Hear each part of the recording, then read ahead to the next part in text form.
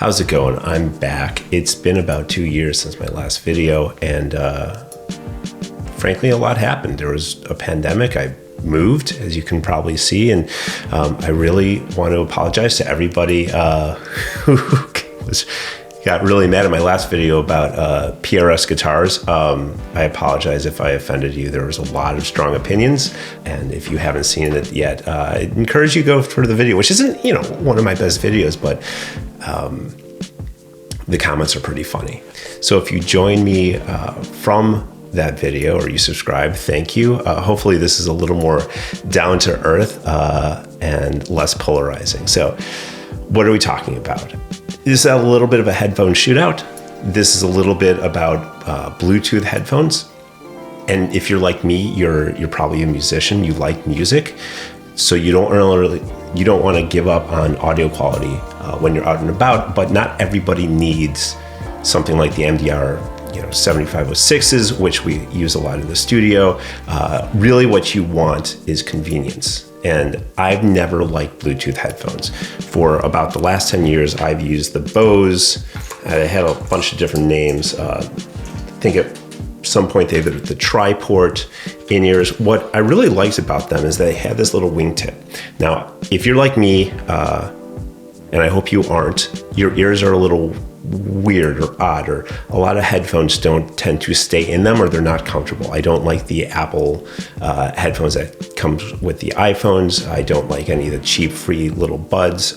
This shape, I don't know if you could see that there. Let's see if I can focus on it. There we go.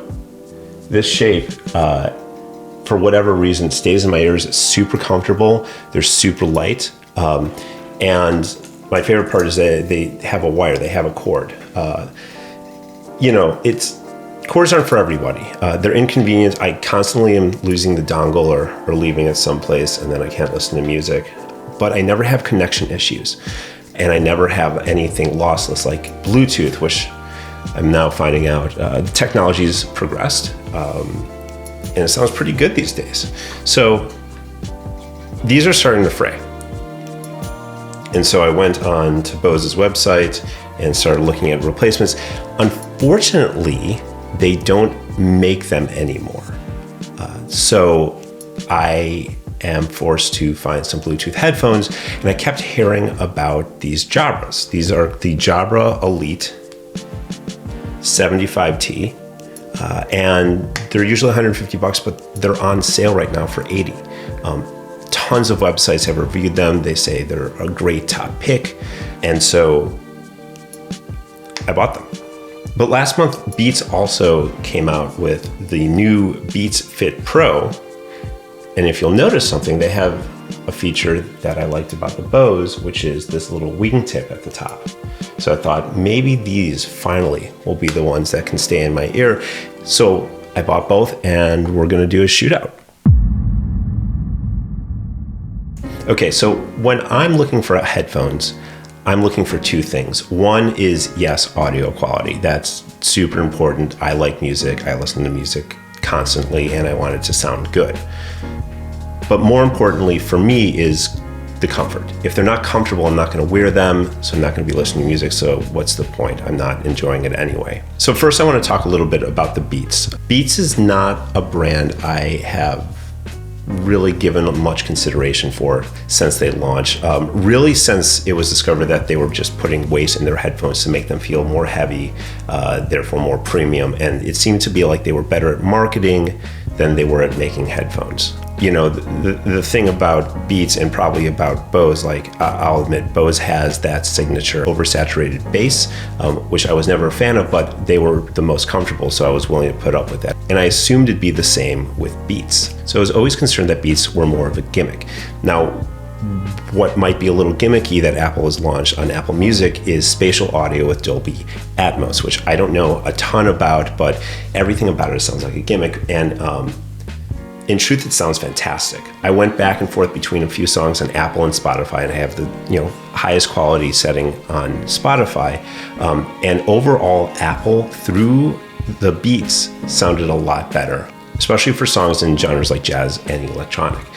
But rock really suffered. So you may have read about this, but I went and listened to Weezer, and it sounded terrible with spatial audio enabled. Luckily, you can go and disable spatial audio. It's not that hard, just all through the iPhone. And so if you have an iPhone, then these could be a really strong contender. And if you don't, you might be interested more in the Jabra.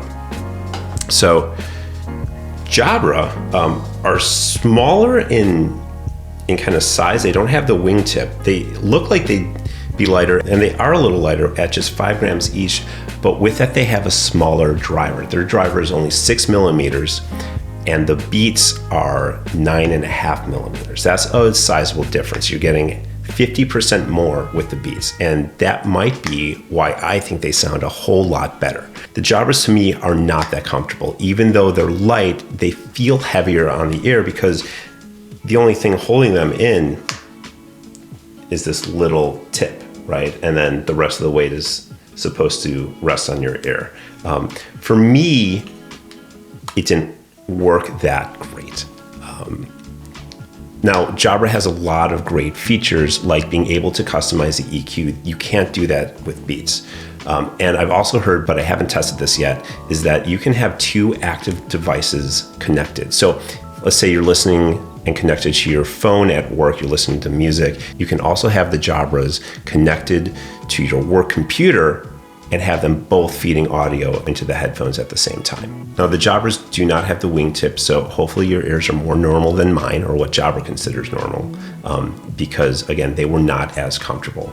But let's look at the price. Jabra's coming in at $80, and the Beats are coming in at $200. Is it worth the extra $120? And I would say yes, because again, if I don't find the headphones comfortable, then I'm not going to wear them. $120 is a lot of money, but $80 is a lot of money to just throw away and waste on something. So I can't believe I'm saying this, but for me, the winners are the Beats. I'm going to be keeping these. I'm going to be using them a lot. I think spatial audio is cool.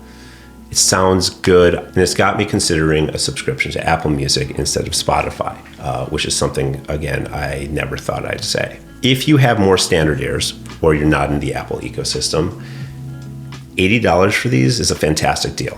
The sound isn't as rich, but you can customize it more to your preferences. I don't think a 6 millimeter driver is ever going to beat a 9.5 millimeter driver, but the Jabra, these are the 75Ts, and they just launched the 85T, which I believe is a 12 or 12.5 millimeter driver. That is going to sound most likely really fantastic and would be worth looking into.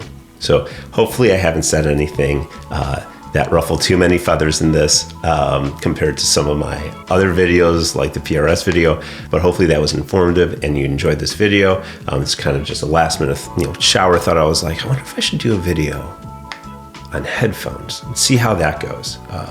So thanks for watching if you stayed with me this long. And if you liked it and want to see more reviews, let me know, drop me a line, and hopefully I'll see you in the next one. Thanks so much.